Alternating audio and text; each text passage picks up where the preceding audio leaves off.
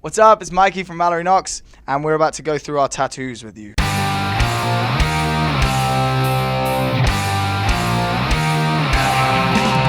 This one here is obviously Snorlax and Pokemon.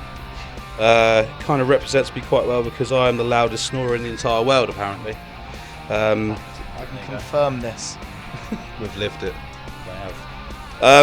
I got the, I don't know what would you call it? I call it the Ooga Booga Man. That's the noise he makes. Yeah, well, to be fair. So I got that because Crash Bandicoot is probably one of the greatest games of all time. Also, I can also confirm that. Top 5. Goku, least. Super Saiyan, because it's just badass, pretty much. This one's got like a special meaning to me.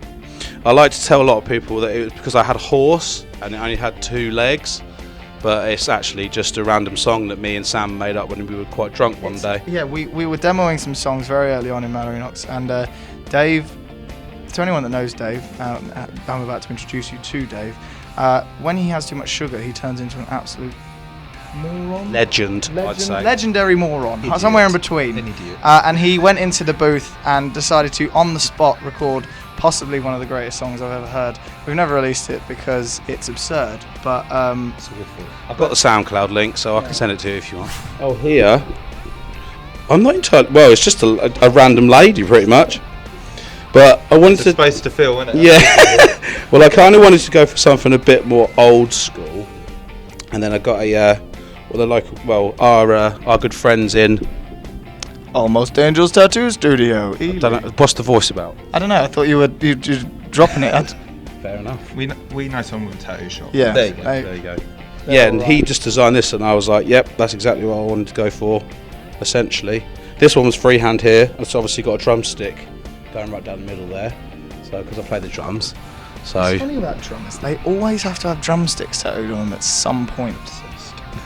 You don't have plectrums tattooed all over, do you? No tattoos. he has none.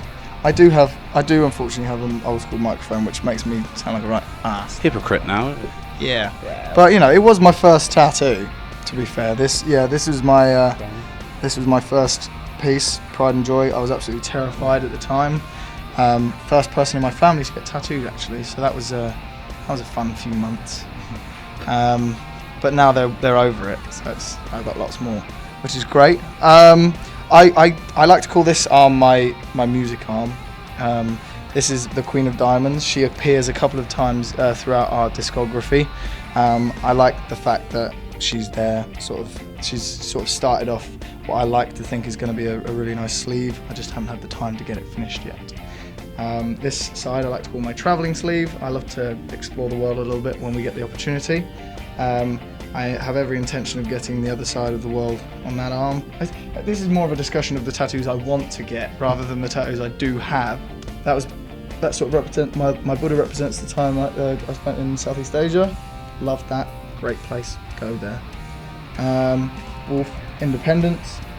This is my favourite place in the entire world. This is Milford Sound in New Zealand. If I do die, for the record, please put me in a box. Burn me, put me in an envelope and mail me to this location. Morbid. Well, you know, just in case, for the record, it's on record now, so good. No confusion. Joe doesn't have any tattoos. None. Not a single one. That wraps this Not a conscious section of the decision. intro. Just haven't got round to it. Yeah. Not sure I want them. As simple as that. Own decisions. What's up? It's Mallory Knox, and subscribe to Louder Noise, the loudest noise on earth, except Dave snoring.